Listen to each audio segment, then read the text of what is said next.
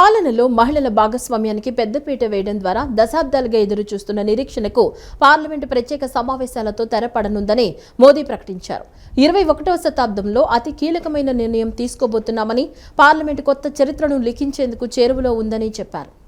ఢిల్లీలో నేడు నిర్వహించిన నారీ శక్తి వందన్ సమ్మేళన్ కార్యక్రమాన్ని ఉద్దేశించి ప్రధాని మాట్లాడుతూ, పాలనలో మహిళల భాగస్వామ్యానికి పెద్దపీట వేయడం ద్వారా దశాబ్దాలుగా ఎదురుచూస్తున్న నిరీక్షణకు పార్లమెంటు ప్రత్యేక సమావేశాలతో తెరపడనుందని మోదీ ప్రకటించారు. కేంద్రం తీసుకున్న ఈ నిర్ణయం మహిళలకు అంకితమని చెప్పారు. 21వ శతాబ్దం మహిళలదేనని, మహిళా రిజర్వేషన్ చట్టం అమలుతో చిరకాల స్వప్నాల సాకారంతో పాటు భవిష్యత్ సంకల్పాలు నెరవేరుతాయని అన్నారు. సామాజిక న్యాయం కేవలం పురుషుల వల్ల మాత్రమే కాదని, భారత భాగస్వామ్యాన్ని మహిళలు మరింత బలోపేతం చేస్తారని అన్నారు. మహిళా రిజర్వేషన్ బిల్లుతో లింగ సమానత్వం, సామాజిక న్యాయం సాకారమవుతుందని పేర్కొన్నారు. ఈ నెల 16 నుంచి 18వ తేదీ వరకు 3 రోజుల పాటు మహిళా రిజర్వేషన్ బిల్లుతో ముడిపడిన సవరణలపై చర్చించేందుకు పార్లమెంట్ ప్రత్యేకంగా సమావేశమవుతోంది. 2029 నుంచి లోక్సభ, శాసనసభ ఎన్నికలను ఖచ్చితంగా మహిళా రిజర్వేషన్లతో నిర్వహించుకుందామని ప్రధాని ఇప్పటికే పిలుపునిచ్చారు. ఇందుకోసం రాజకీయ పార్టీలన్నీ ఏకతాటిపైకి వచ్చి సవరణ బిల్లులను ఆమోదించాలని వివిధ పార్టీల లోక్సభ, రాజ్యసభ పక్ష నాయకులకు మోదీ లేఖ రాశారు. దేశ మహిళల అభ్యున్నతి కోసం ప్రత్యేక పార్లమెంట్ సమావేశంలో ఎంపీలంతా ఏకమై మాట్లాడాలని, చారిత్రాత్మక మార్పునకు నాంది పలకాలని ఆ లేఖలో కోరారు. सदी के महत्वपूर्ण निर्णयों में से एक महत्वपूर्ण निर्णय ये है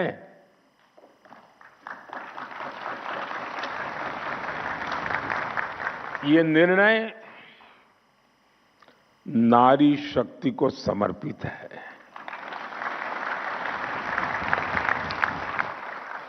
नारी शक्ति बंधन को समर्पित है। हमारे देश की संसद एक नया इतिहास रचने के करीब है। एक ऐसा नया इतिहास जो अतीत की संकल्पनाओं को साकार करेगा, जो भविष्य के संकल्पों को पूरा करेगा।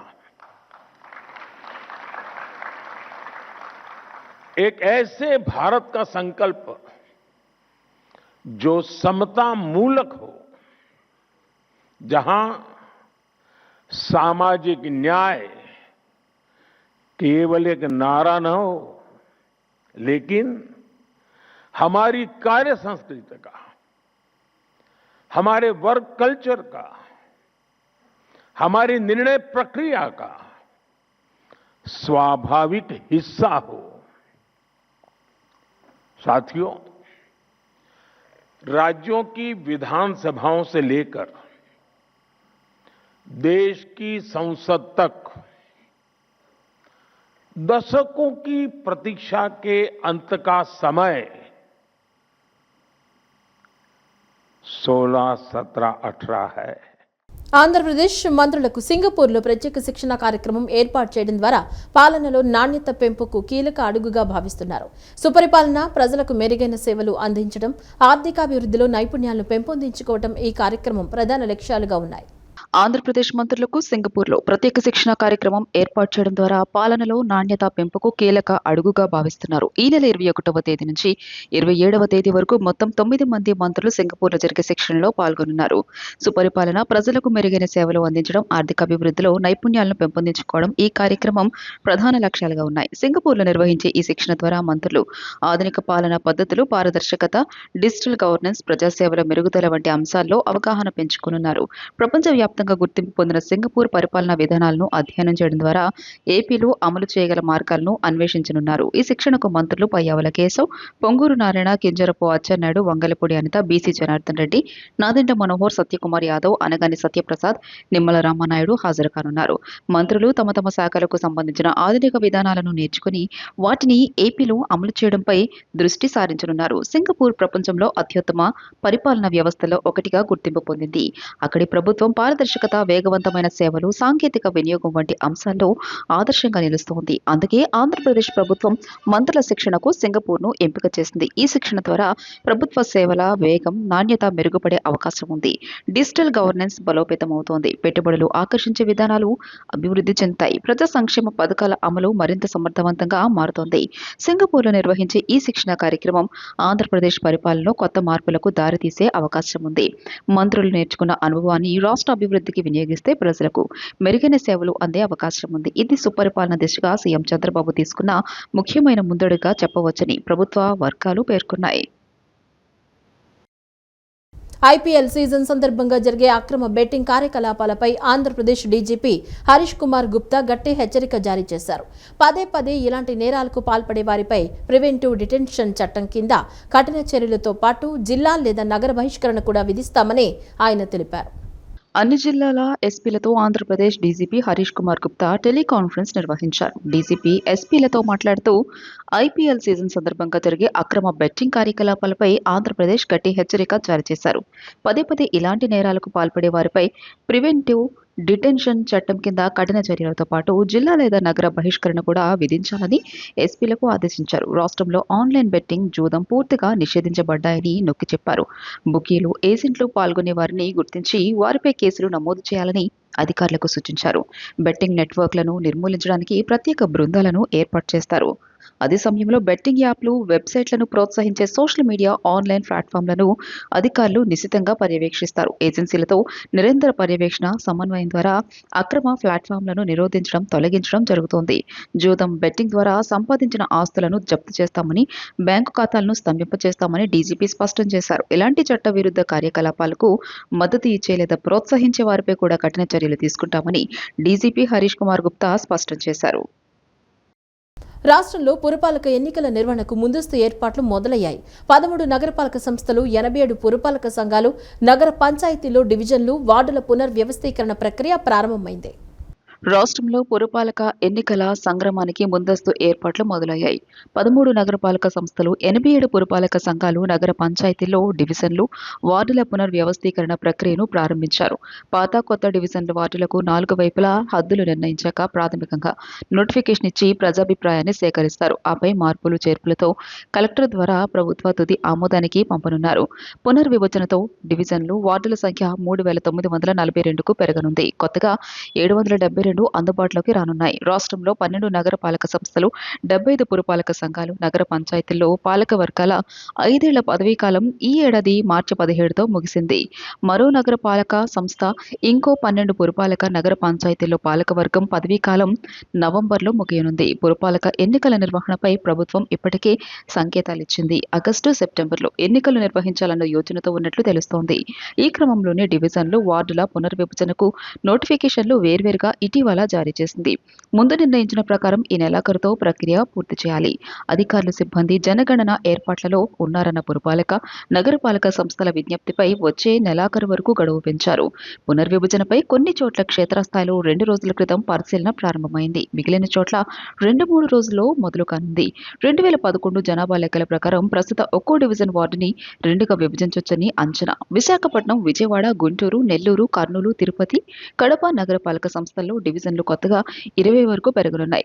రాష్ట్రంలో 87 పురపాలక సంఘాలు, నగర పంచాయతీల్లో ప్రస్తుత వార్డుల సంఖ్య 2445 కాగా పునర్విభజన తర్వాత వార్డుల సంఖ్య 3020కి చేరనుంది. మొత్తం 575 వార్డులు పెరగనున్నాయి. 13 నగరపాలక సంస్థలు ప్రస్తుతం 172 డివిజన్లు ఉండగా పునర్విభజన తర్వాత వాటి సంఖ్య 922 కానుంది. రాష్ట్రంలో 23 పుర, నగరపాలక సంస్థలు, నగర పంచాయతీలకు సంబంధించి కోర్టు కేసులు పెండింగ్లో ఉన్నందున వాటికి ప్రస్తుతానికి ఎన్నికలు నిర్వహించుకోవచ్చని తెలుస్తోంది. చుట్టూ పంచాయతీలు, గ్రామాలను పుర, నగరపాలక సంస్థల్లో గత పుర ఎన్నికల ముందు విలీనం చేయడాన్ని వ్యతిరేకిస్తూ పలువురు కోర్టులో కేసులు వేశారు. ఇవి పరిష్కారమయ్యాక వీటిలో ఎన్నికల నిర్వహణకు ప్రత్యేకంగా నోటిఫికేషన్ ఇచ్చే అవకాశం ఉంది.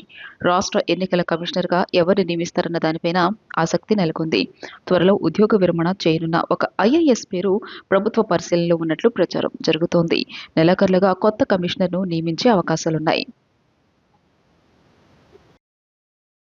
ప్రైవేట్ ట్రావెల్స్ బస్సు యజమానుల ప్రయాణికులు ప్రాణాలతో చెలగాటం ఆడుతున్నారనడానికి ఇదే మరో నిదర్శనం. ట్రావెల్ బస్సు ముందు భాగంలో అద్దం పగిలిన బస్సును ప్రయాణానికి సిద్ధం చేసిన ఘటన మార్కాపురంలో జరిగింది. ట్రావెల్ బస్సు ముందు భాగంలో అద్దం పగిలిన బస్సును ప్రయాణానికి సిద్ధం చేసిన ఘటన మార్కాపురంలో చోటు చేసుకుంది. ప్రైవేట్ ట్రావెల్ బస్సు యజమానులు ప్రయాణికుల ప్రాణాలతో చెలగాటమాడుతున్నారు అనే దానికి లక్ష్మీ నరసింహ ట్రావెల్ బస్సు సజీవ సాక్ష్యంగా నిలుస్తోంది. శ్రీ లక్ష్మీ నరసింహ ట్రావెల్స్ మార్కాపురం నుంచి బెంగళూరు వెళ్లాల్సి ఉంది. 38 మంది ప్రయాణికులు బోర్డింగ్ పాయింట్ వద్ద ఎదురు చూస్తుండగా బస్సు నేరుగా వచ్చింది. తీరా చూస్తే ముందు అద్దం లేదు. ఇంజిన్ వద్ద కొంత భాగం ధ్వంసమైంది. డ్రైవర్ను ప్రశ్నించగా హెల్మెట్ పెట్టుకుని గమ్యస్థానానికి చేరుస్తానని చెప్పడం ప్రయాణికులకు ఆగ్రహానికి గురిచేసింది. బస్సు యజమానుల నుంచి సరైన సమాధానం లేకపోవడం పోలీసులను ఆశ్రయించారు. పోలీసులు బస్సును సీజ్ చేసి రవాణా శాఖ అధికారులకు సమాచారం ఇచ్చారు. ఈ ఘటన ప్రయాణికుల భద్రతపై మరియు ప్రైవేటు ప్రయాణ సేవల్లో నియంత్రణ లేకపోవడంపై తీవ్ర ఆందోళనను రేకెత్తిస్తోంది. రాష్ట్రంలో ఎండలు బెంబేలెత్తిస్తున్నాయి. సోమవారం 51 మండలాల్లో తీవ్ర వడగాలులు, 49 మండలాల్లో వడగాలులు వీచే అవకాశం ఉందని విపత్తుల నిర్వహణ సంస్థ మేనేజింగ్ డైరెక్టర్ ప్రఖర్ జైన్ ప్రకటనలో తెలిపారు. యువత భవిష్యత్తును చిదిమేస్తున్న డ్రగ్స్ మహమ్మారిపై విజయవాడ పోలీసులు సమరశంఖం పూరించారు. ఒకప్పుడు గంజాయి కొట్టిన, డ్రగ్స్ తీసుకున్న పోలీసులు కళ్లుగప్పి తిరిగేవాళ్లు. కానీ ఇప్పుడు ఆ పరిస్థితి లేదు. నేనేమీ తీసుకోలేదు సార్ అని బుకాయిస్తే కుదరదు. ఎందుకంటే పోలీసుల చేతికి అత్యాధునిక ర్యాపిడ్ టెస్టింగ్ కిట్స్ వచ్చేశాయి. అనుమానం వస్తే చాలు నడి రోడ్డుపైనే ఆన్ ది స్పాట్ టెస్ట్ చేస్తున్నారు. కేవలం 5 నిమిషాల్లో గుట్టు రట్టవుతోంది. అడ్డంగా దొరికితే కటకటాల వెనక్కి నెడుతున్నారు. విజయవాడ నగరంలో డ్రగ్స్ నిర్మూలన లక్ష్యంగా మొదలైన ఈ డ్రగ్స్ పై దండయాత్ర 2.0 ఆపరేషన్ వివరాలు, ఈ కిట్స్ ఎలా పనిచేస్తాయో పూర్తి వివరాలు చూద్దాం.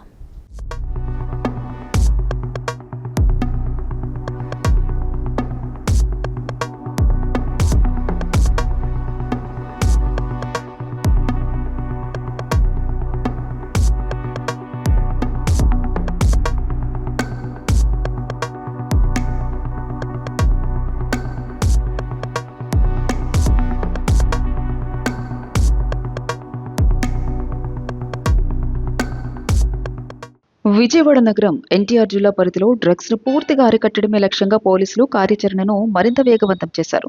తొలి విడతలో భాగంగా డ్రగ్స్ పై దండయాత్ర పేరుతో జిల్లా వ్యాప్తంగా విస్తృత అవగాహన కార్యక్రమాలు నిర్వహించారు. కళాశాలలు యువతకు డ్రగ్స్ అనర్థాలపై కౌన్సిలింగ్ ఇచ్చారు. ఇప్పుడు రెండో దశ కింద యాక్షన్ ప్లాన్ మొదలుపెట్టారు. ఈ నెల 6వ తేదీన ప్రతిష్టాత్మక డ్రగ్స్ పై దండయాత్ర 2.0 కార్యక్రమానికి శ్రీకారం చుట్టారు.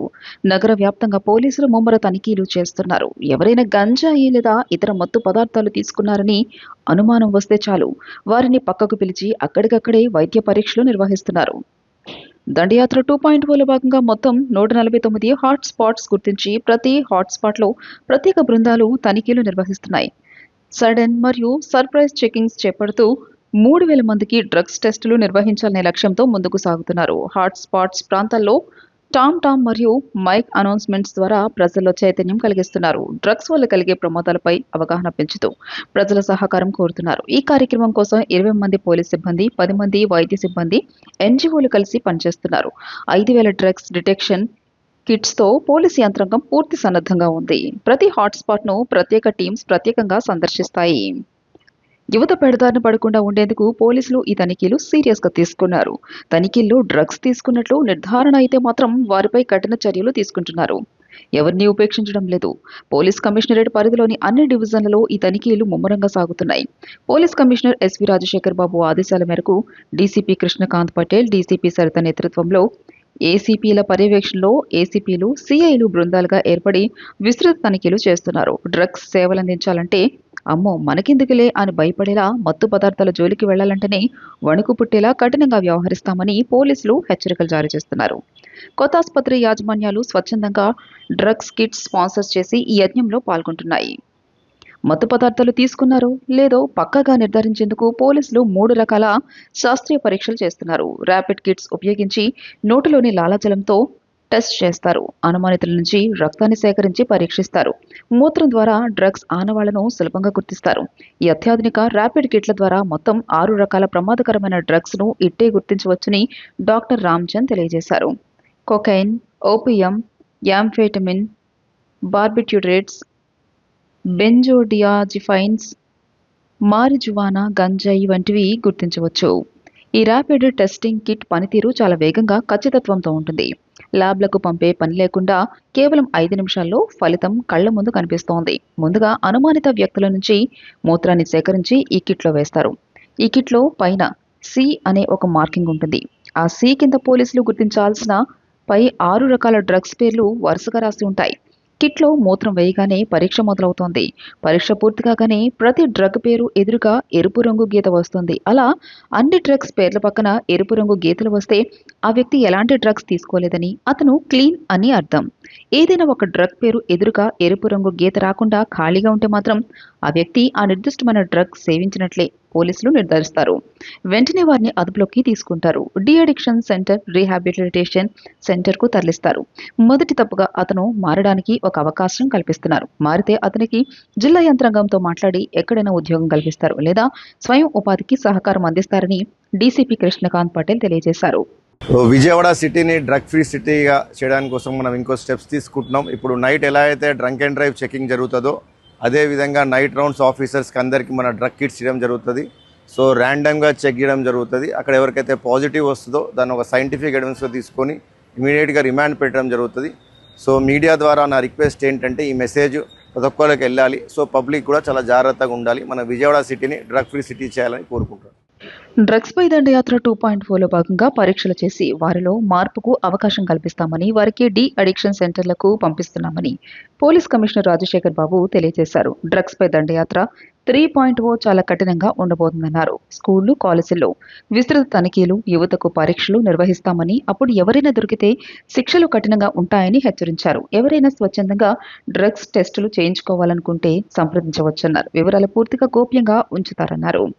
డ్రగ్స్ వినియోగం లేదా విక్రయం గురించి సమాచారం ఉంటే వెంటనే 112కు కాల్ చేయాలని కోరారు. ఎన్టీఆర్ జిల్లాను డ్రగ్స్ రహిత జిల్లాగా మార్చేందుకు ఎన్టీఆర్ పోలీస్ కమిషనరేట్ మరియు జిల్లా యంత్రాంగం ప్రతిష్టాత్మకంగా చేపట్టిన ఈ కార్యక్రమాన్ని విజయవంతం చేయడానికి అందరి సహకారం ఎంతో అవసరమన్నారు. మనందరి సహకారంతో డ్రగ్స్ ను పూర్తిగా నిర్మూలిద్దామని తెలియజేశారు.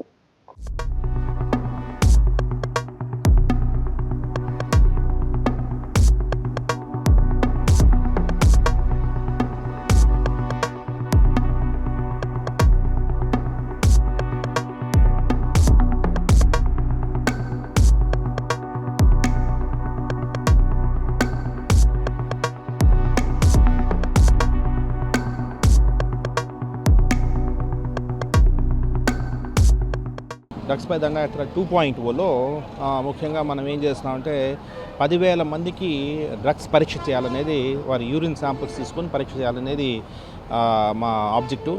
ఆ గోల్ని రీచ్ అయ్యే దిశగా దాదాపు 30 రోజుల పాటు డ్రగ్స్ పై దండయాత్ర 2.0 ఉంటుంది. ఇందులో 3 రకాల వ్యక్తుల్ని మనం పరీక్ష చేయబోతున్నాం. నెంబర్ 1 షీటర్స్, అంటే వాడికి హిస్టరీ షీట్ ఉంటుంది పోలీస్ స్టేషన్లో.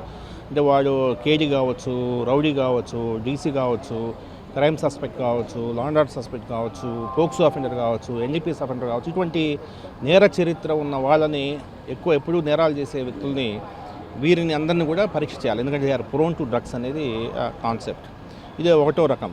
రెండో రకం వచ్చేసి ఓపెన్ డ్రింకింగ్ ప్లేసెస్లో న్యూసెన్స్ చేసేవాళ్ళు, లేదంటే బ్లేడ్తో కోసుకున్న వాళ్ళు, టాటూ మార్క్స్ వేసుకున్న వాళ్ళు, ఇటువంటి క్యారెక్టర్స్ అందరినీ కూడా తీసుకొచ్చి డ్రగ్ టెస్ట్ చేయించడం అనేది రెండో రకం. సో మూడో రకము, మాకు 149 హాట్స్పాట్స్ ఉన్నాయి. ఈ హాట్స్పాట్స్లో యూత్ని పట్టుకురావడం, వాళ్ళని చేయించడం.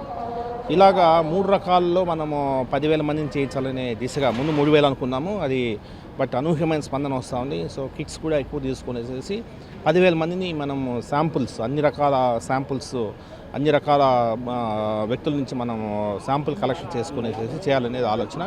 ఇది అయిపోయిన తర్వాత నెక్స్ట్ మనం ఏం చేస్తామంటే వాళ్ళందరూ కూడా ఎవరైతే పాజిటివ్ వస్తారో వారందరూ కూడా రీహాబిలిటేషన్ ఇవ్వడం జరుగుతుంది. సో రెండోసారి వీటిని ఏంటంటే పాజిటివ్ వచ్చిన వాడిని మరలా మనము టెస్ట్ చేస్తాము. రెండోసారి కానీ వాడు మళ్ళా పాజిటివ్ వస్తే వానికి ఎన్డీపీఎస్ కేసు కట్టాలనేది, మూడోసారి వస్తే ఇంకా పిట్ ఎన్డీపీఎస్లో లోపల తోసేయాలనేది ఆలోచన. ఎందుకంటే గౌరవ ముఖ్యమంత్రి గారు ప్రతి సందర్భంలో చెప్తున్నారు, డ్రగ్స్ సాగుని, గంజాయి సాగుని సమూలంగా నిర్మూలించేశారు, రవాణాన్ని కట్టడి చేస్తున్నాము, లాస్ట్ మైల్లో మనము వినియోగాన్ని తగ్గించాలనే దిశగా మనం ముందుకు పోతున్నాము. ఖచ్చితంగా అనుకున్న లక్ష్యాలను సాధిస్తాం. మత్తు పదార్థాలు కావచ్చు, ఉత్ప్రేరకాలు కావచ్చు, ఇటువంటి 5 రకాల కొకైన్ కావచ్చు, మరదోనా కావచ్చు, ఇలాగా 5 రకాల పదార్థాలని ఇది గుర్తిస్తుంది. యూరిన్ శాంపుల్లో మనకి ఇమీడియట్గా వచ్చేస్తుంది. ఇప్పుడు మీరు చూడవచ్చు, ఇమీడియట్గా ఇది పాజిటివ్ అనేది వస్తుంది. యాక్యురసీ కూడా ఉంది, ఎందుకంటే చాలా చెక్ చేసాము. 90-95% యాక్యురసీ ఉంది కాబట్టి మనకు ఫాల్స్ పాజిటివ్స్ వచ్చే అవకాశం ఎటువంటి పరిస్థితి లేదు. ఫాల్స్ నెగిటివ్స్ రావచ్చేమో కానీ ఫాల్స్ పాజిటివ్స్ రావు. సో అంటే పాజిటివ్ వచ్చిన వాడంటే ఖచ్చితంగా వాడు డ్రగ్స్ తీసుకున్నట్టే మనము చెప్పొచ్చు ఈ కిట్ ద్వారా. సో దాని గురించి మనము భారీ ఎత్తున ప్రోగ్రామ్స్, ఎవరైనా అంతకు మునుపు డ్రగ్స్ సేవిస్తూ గంజాయి సేవిస్తూ నెల క్రితం 2 నెలల క్రితం ఆపేశారనుకోండి, వాళ్ళు కూడా వచ్చి చేసుకుంటే మంచిది. ఫ్రీక్వెంట్గా చేసుకుంటే మన స్వీయ క్రమశిక్షణ ఉంటుంది. సో తద్వారా కొంత డ్రగ్కి దూరంగా ఉండొచ్చు అనేది ఆలోచన.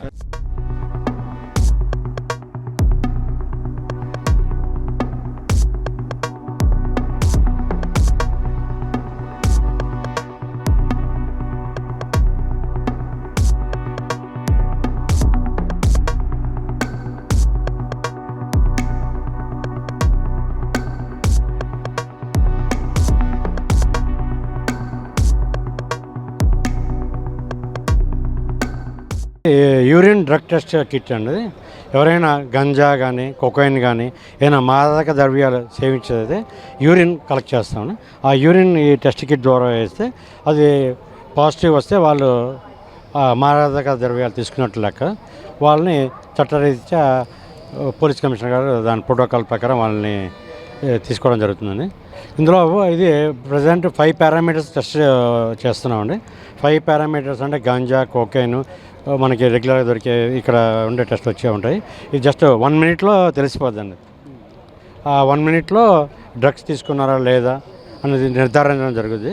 ఇది కనుక తీస్తే మటుకు వాళ్ళని నేరం అది. ఇప్పుడు విజయవాడ మన ఏపీ కాదు, ఇండియా మోస్ట్ అన్ని మల్టీనేషనల్ కంపెనీస్కి మేము ఆథరైజ్డ్ డ్రగ్ టెస్టింగ్ సెంటర్ అని విజయవాడ.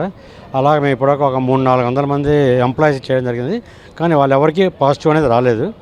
కానీ ఇక్కడ లోకల్గా రిమోట్ ఏరియాలో అంటే ఎంప్లాయీస్ వాళ్ళు తక్కువ, బట్ మన విజయవాడ అనేది అంత డ్రగ్ ఎఫెక్టెడ్ కాలేదు. విజయవాడలో డ్రగ్ ఎఫెక్టెడ్ ఎలా జరిగిందంటే రిమోట్ ఏరియాలో అంటే పరిసర ప్రాంతాల్లో అన్ఎడ్యుకేటెడ్ వాళ్ళు చేయించడం జరుగుతుంది. ఈ ఎన్టీఆర్ జిల్లా పోలీస్ కమిషనరేట్ పరిధిలో ఈ టెస్ట్ కిట్ల ద్వారా ఈ గంజాయి డ్రగ్స్ 5 రకాల మాదక ద్రవ్యాలు ఏది వినియోగించినా కూడా ఈ టెస్ట్ కిట్ ద్వారా తెలుసుకోవచ్చని చెప్పేసి ఈ డాక్టర్ చెప్తున్నారు. కెమెరామ్యాన్ రాజగోపాల్తో Murtuza, city news, Vijayawada. CM relief fund నిధి కష్టాల్లో ఉన్న పేదలకు పెన్నిధి వంటిదని గుడివాడ ఎమ్మెల్యే వెనుగండ్ల రాము పేర్కొన్నారు. పేద ప్రజల కష్టాల్లో అండగా నిలుస్తున్న సీఎం చంద్రబాబుకు ఆయన ధన్యవాదాలు తెలిపారు. కృష్ణా జిల్లా గుడివాడ టీడీపీ కార్యాలయంలో నియోజకవర్గ పరిధిలో 30 బాధిత కుటుంబాలకు 12.15 లక్షల రూపాయల సీఎం సహాయ నిధి చెక్కులను ఎమ్మెల్యే రాము పంపిణీ చేశారు. ఈ సందర్భంగా చెక్కులు అందుతున్న లబ్ధిదారులు ఎమ్మెల్యే రాము మరియు కూటమి ప్రభుత్వానికి కృతజ్ఞతలు తెలియజేశారు. దరఖాస్తు చేసుకున్న రోజుల వ్యవధిలో చెక్కులు రావడంతో లబ్ధిదారులు హర్షం వ్యక్తం చేశారు. అనంతరం ఎమ్మెల్యే వెనుగండ్ల రాము మీడియాతో మాట్లాడారు. ఆపద సమయంలో అత్యవసరంగా అప్పు చేసి వైద్యం చేయించుకున్న పేదలకు రిలీఫ్ ఫండ్ కొండంత అండగా నిలుస్తోందన్నారు. గుడివాడ నియోజకవర్గంలో ఏ ఒక్కరూ వైద్యం కోసం ఇబ్బందులు పడకూడదని ఆశయంతో నా వంతు కృషి చేస్తున్నట్లు తెలియజేశారు. కూటమి ప్రభుత్వం హయాంలో నియోజకవర్గ పరిధిలో ఇప్పటి వరకు 5.48 కోట్ల రూపాయల సీఎం రిలీఫ్ ఫండ్ చెక్కులు పంపిణీ చేసినట్లు ఎమ్మెల్యే రాము తెలియజేశారు. మన ముఖ్యమంత్రి చంద్రబాబు నాయుడు పేద ప్రజలకు అండగా నిలుస్తూ వారి సమస్యలను పరిష్కరించడానికి ఎల్లప్పుడూ కృషి చేస్తున్నారని కొనియాడారు. సీఎం రిలీఫ్ ఫండ్ చెక్కులు అందుకుంటున్న ప్రతి ఒక్కరూ కూటమి ప్రభుత్వం చేస్తున్న కృషిని గుర్తించి మద్దతుగా నివ్వాలని పిలుపునిచ్చారు. ఈ కార్యక్రమంలో AP state warehousing corporation chairman Ravi Venkateswararao, market yard chairman Chatragadda Ravikumar, మండల టీడీపీ అధ్యక్షుడు వాసే మురళి, బీజేపీ నాయకులు అంగడాల సతీష్, టీడీపీ నాయకులు పిన్నమనేని బాబ్జీ తదితరులు పాల్గొన్నారు. చంద్రబాబు నాయుడు గారికి చెందుతుందండి. సీఎంఆర్ఎఫ్ చెక్లు అనేవి ఆల్మోస్ట్ సామాజిక పెన్షన్లు ఎంత సీరియస్గా తీసుకుని చేస్తున్నారో అంత సీరియస్గా తీసుకుని ప్రతి సీఎంఆర్ఎఫ్ కూడా చెక్ కూడా మనకి డిస్ట్రిబ్యూట్ చేయడం జరుగుతుంది. మన కష్టాల్లో ఉపయోగపడుతుంది అనేటటువంటి మంచి ఆలోచనతోటి చంద్రబాబు నాయుడు గారు ఇది తప్పకుండా చాలా సీరియస్గా తీసుకుని చేస్తూ ఉన్నారు. ఆయనకు ధన్యవాదాలు చెప్పుకుందాం. దీని ఘనత ఆయనకు ఒక్కడికే చెందుతుంది. అదైతే కనుక వెరీ స్పష్టంగా చెప్పడం జరుగుతుంది. థ్యాంక్ యూ అండి. థ్యాంక్ యూ అన్న. కృష్ణా జిల్లా హనుమాన్ జంక్షన్ నూజివీడు రోడ్డులో కొలువైన శ్రీ లక్ష్మీ వెంకటేశ్వర స్వామి వారి బ్రహ్మోత్సవాలు వైభవపేతంగా జరుగుతున్నాయి. ఉత్సవాలు 5వ రోజు ఉదయం 11 గంటల నుంచి సాయంత్రం 6 గంటల వరకు స్వామివారికి విశేష అర్చనలు, హోమాలు శాస్త్రోక్తంగా నిర్వహిస్తున్నారు. కృష్ణా జిల్లా హనుమాన్ జంక్షన్ నూజివీడు రోడ్లో కొలువైన శ్రీ లక్ష్మీ వెంకటేశ్వర స్వామివారి బ్రహ్మోత్సవాలు వైభవపేతంగా జరుగుతున్నాయి. ఉత్సవాలు 5వ రోజు ఉదయం 11 గంటల నుంచి సాయంత్రం 6 గంటల వరకు స్వామివారికి విశేష అర్చనలు, హోమాలు శాస్త్రోక్తంగా నిర్వహిస్తున్నారు. స్వామివారికి ప్రధాన అర్చకులు చక్రవధానులు సీతారామాచార్యులు ఆధ్వర్యంలో సుప్రభాత సేవ, మంగళ వాయిద్య గోష్ఠి, నిత్యార్చనలు, సర్వదేవతా హోమం, మహాపూర్ణాహుతి, కొట్నాలు, కుంభ ప్రోక్షణ, వసంతోత్సవం, అవభృత, శ్రీచక్ర స్నానం, ధ్వజ ఆవరోహణం, 12 ప్రదక్షిణాలు, ఏకాంత సేవ, పవళింపు సేవ నిర్వహిస్తారు. నిన్న ఆదివారం సకల కార్యసిద్ధ్యార్థం మన్య సూక్త హోమం, సర్వశత్రు నివారణ, సకల వ్యాపారాభివృద్ధి కోసం సుదర్శన హోమాన్ని వేద పండితులు వేద మంత్రాల నడుమ శాస్త్రోక్తంగా నిర్వహించారు. సాయంత్రం శ్రీవారి సహస్రనామాలతో హోమం అనంతరం గ్రామోత్సవాన్ని కన్నుల పండుగ నిర్వహించారు. ఈ కార్యక్రమంలో ఫౌండర్ ట్రస్టీలు తవ్వ పూర్ణచంద్రరావు, కాకాని వెంకటేశ్వరరావు, బాబు, సభ్యులు సుంకర సుభాష్ చంద్రబోస్, యలమంచిరి శ్రీరామచంద్రమూర్తి, నందిగం స్వామి, ఈవో కృష్ణ తదితరులు పాల్గొన్నారు. శ్రీమన్నారాయణ ప్రియ భగవద్బంధులారా, హనుమాన్ జంక్షన్ నూజివీడులో వేంచేస్తున్నటువంటి శ్రీ లక్ష్మీ వెంకటేశ్వర స్వామి వార్షిక బ్రహ్మోత్సవ కార్యక్రమాలు ఎంతో అంగరంగ వైభవంగా జరుగుతున్నాయి. మనందరికీ తెలిసిన విషయమే.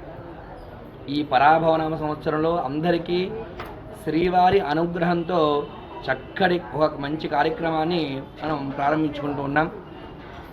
శ్రీవారి సహస్రనామ జప విశేషమైన పూజా కైంకర్యాన్ని ప్రారంభిస్తున్నాం. ప్రతి గృహానికి ఎంతో వైభవంగా స్వామి సహస్రనామాలతో ఒక్కొక్కరి ఇంటికి ఒక్కొక్క సహస్రనామాన్ని స్వామికి పంపిస్తూ ఉంటారు. ఇలా చూడండి ఒకసారి. ఓం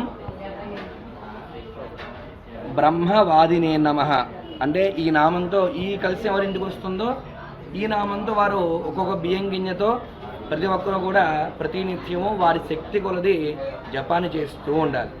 నెలంతా జపం చేసి పూర్తయిన తర్వాత మనం సంపాదించిన దాంట్లో స్వామివారికి సమర్పించేలాగా 1116 రూపాయలు ఈ కలశంలో సమర్పించాలి. అలా మొదలు 12 మాసాలు చక్కగా స్వామివారికి జపం చేస్తూ దీంట్లో విశేషంగా ఆ 1116 రూపాయలు సమర్పించాలి. మీరు చేసినటువంటి జప సంఖ్య బియ్యం ఏవైతే ఉన్నాయో నెలకు ఒకసారి స్వామివారికి అందిస్తే అవి కాస్త స్వామివారికి నైవేద్యంగా ఆ యొక్క మీరు చేసినటువంటి జప విశేషమైన పుణ్య ఫలితాన్ని స్వామికి అర్పిస్తూ ఉంటారు. ఈ వార్తలు ఇంతటితో సమాప్తం. నమస్కారం.